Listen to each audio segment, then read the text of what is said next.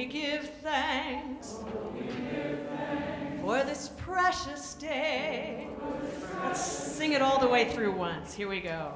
Oh, we give thanks for this precious day, for all gathered here and those far away, for those bonds we share with love and care. Oh, we give thanks for this precious day. Thank you. Wow, you all moved together.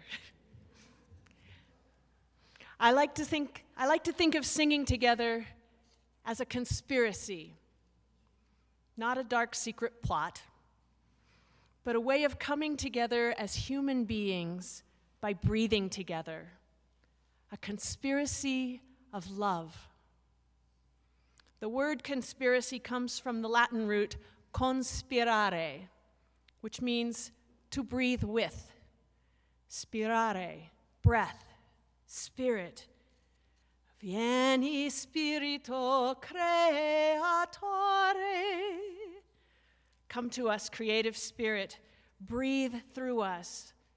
Inspire us. Author Jared Kintz writes, "My next breath may very well be in your lungs. Store it wisely, because my life depends on it." I would add, use it wisely, because our lives depend on it. When we sing together, the rhythm of the song entrains our heartbeats, and the phrases of the melody carry us along in waves of breath. Our bodies are the sounding instruments, and diverse life experiences give every voice its unique timbre and beauty.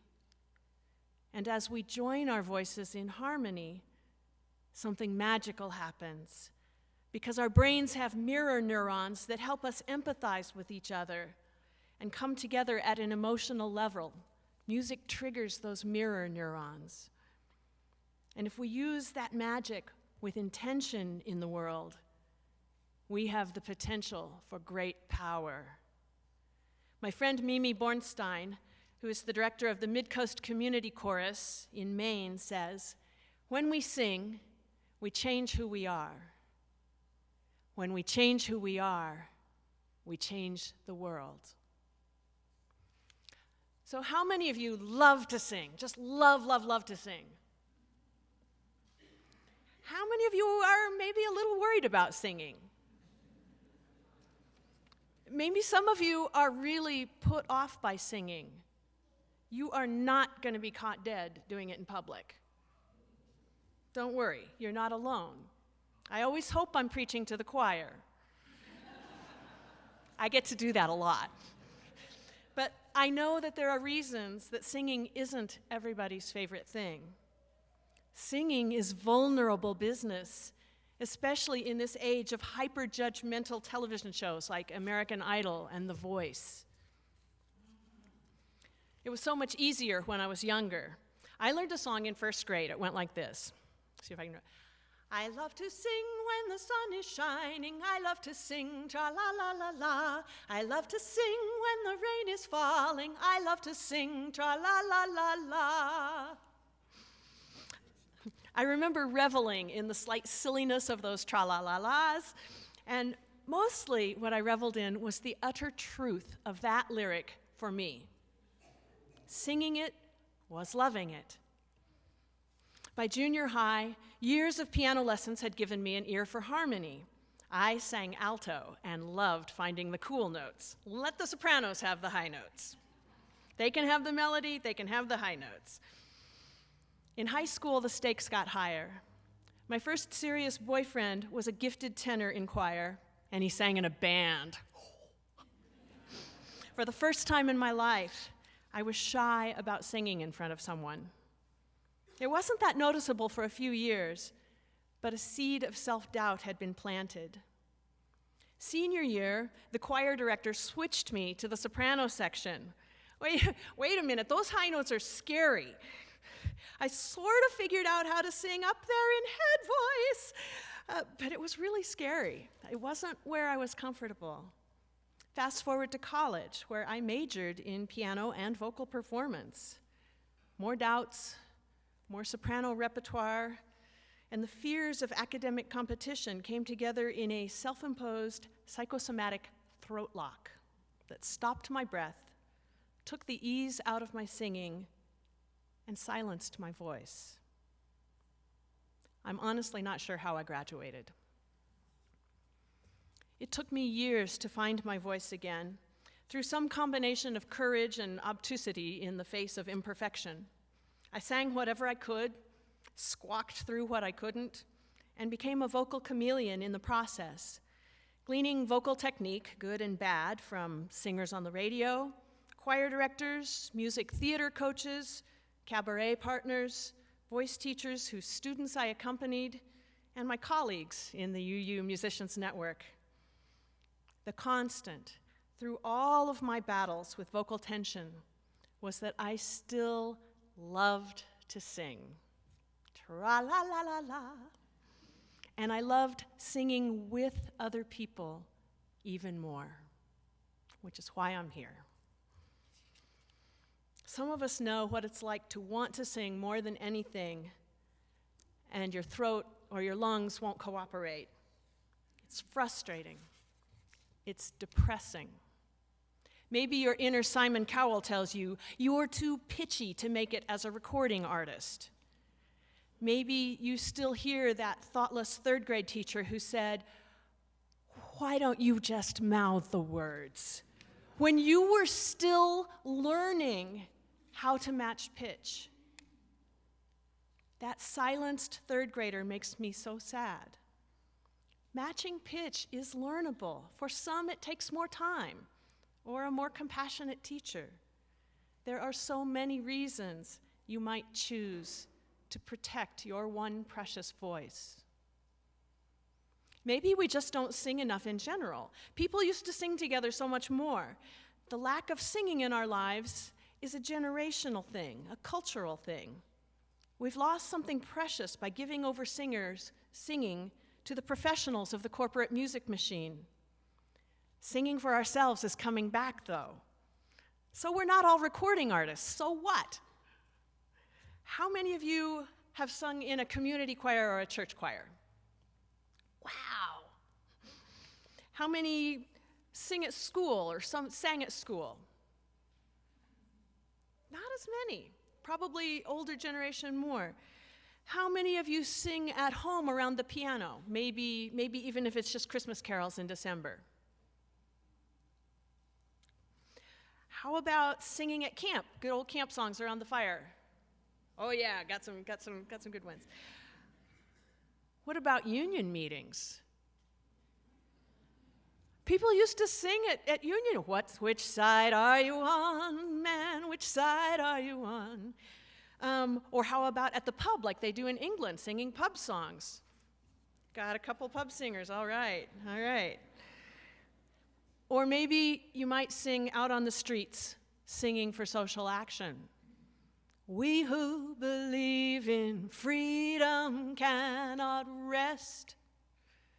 We who believe in freedom cannot rest until it comes. There's some good songs out there. So here's the not-so-secret conspiracy. It is your human right to sing in community with whatever voice you choose to share right now, right here in this room, with your big booming voice, or your whispering internal protected voice, your silky voice, your scratchy voice, your screechy voice, your shower voice. We can submerge our imperfect voices in a glorious, imperfect human chorus. Listening is part of that soundscape too. We can be here together, the music shaping the breath that we share, lung to lung, heart to heart, singing aloud the covenant that we make with one another to live out our lives in this crazy, to live out our values in this crazy life. We change ourselves, we change the world. So enough words. Let's try it out. With a song that practically sings itself, a song written to pull you into the surrounding flow and to tell you that as you sing, you are somebody in the context of the whole community. This is number 1007 in the turquoise hymnal. There's a river flowing in my soul, written by Thea Rose Touré, who's a longtime activist and lawyer from the city of Selma, Alabama.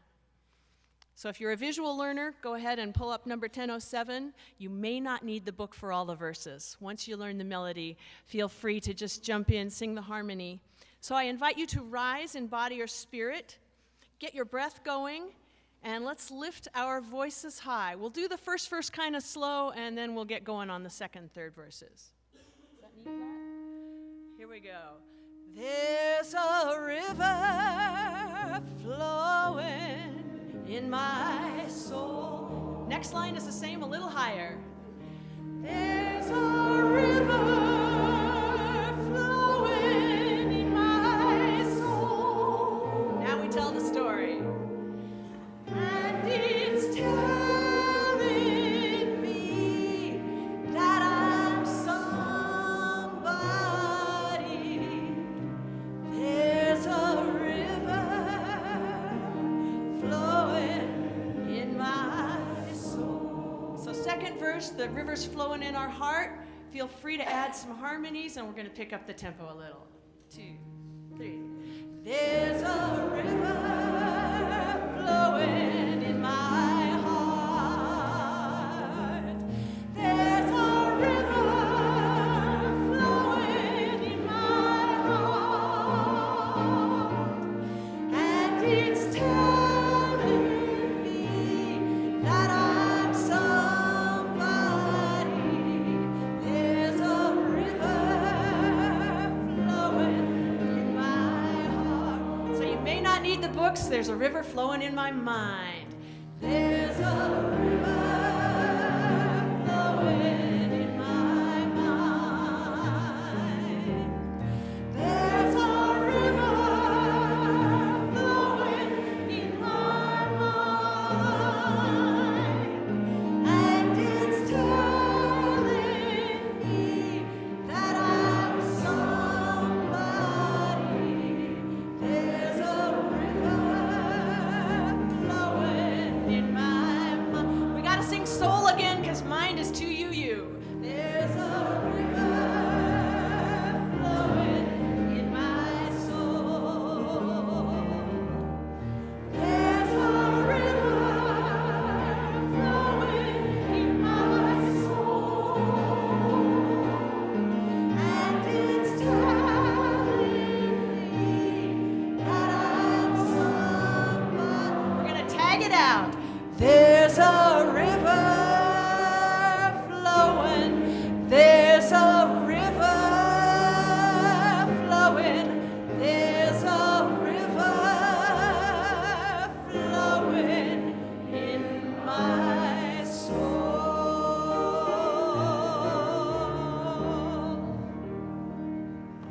Beautiful. All right, let's try one more conspiracy, this time to celebrate the equinox and the greening of the trees with a lovely contemporary folk song by Carolyn McDade, who also wrote our beloved Spirit of Life. This one has more words, so you will want the book. This is number 1068, also in the turquoise hymnal. There's a little more to this melody, but it is a folk song style, so you'll hear some repetitions in the melody, and it'll feel kind of like something the Irish grandmother you never had, if you didn't have one like I didn't, might have sung to you. So we're just going to sing straight through this one, and I need to grab my hymnal, which is right here. I don't have this one memorized. And we'll just jump right. So the first verse, if this is unfamiliar, you might want to use more listening than singing, and then jump in as you're comfortable and jump in on the repeated phrases.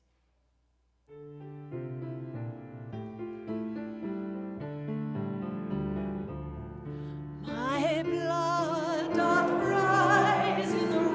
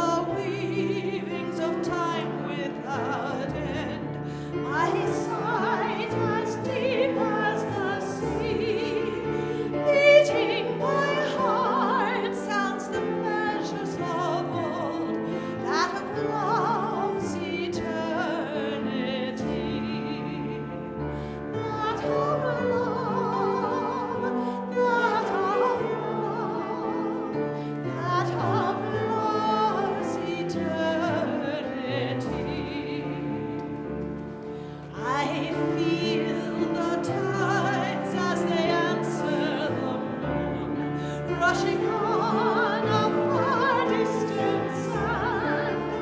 Winging my song is the wind of my breast, and my love blows over the land. And my love, and my love, and my love blows over the land. My foot carries days of the old into new. Our dreaming shows us the way. Wondrous how faith settles deep in the earth, rising green to bring a new day. Rising green, rising green, rising green to bring a new day.